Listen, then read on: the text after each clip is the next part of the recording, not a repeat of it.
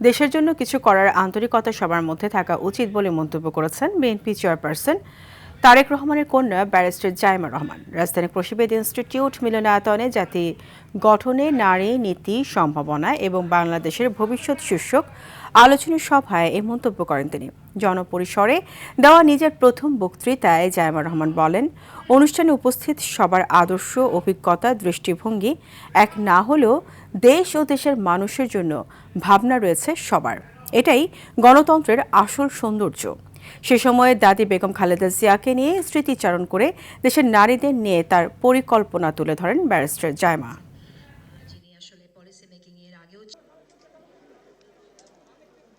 অর্থনৈতিক বিভিন্ন কর্মকাণ্ডের সাথে আসলে আমরা আমাদের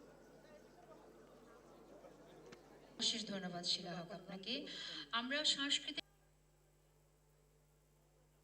বিশ্বাস করি নিজের ছোট্ট জায়গা থেকেও সমাজের জন্য, দেশের জন্য কিছু করার আন্তরিকতা আমাদের সবার মধ্যে থাকা উচিত।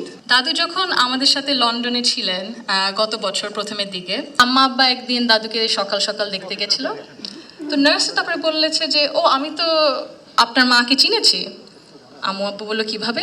আপনার মাই প্রথম ইলেক্টেড প্রাইম মিনিস্টার বাংলাদেশের না? উনি যে এত কিছু করেছেন এই মেয়েদের শিক্ষার জন্য, এগুলো আমাদের সরকার ওই ৩৫-৩০ বছর আগে দেখে ইমপ্লিমেন্ট করেছিল।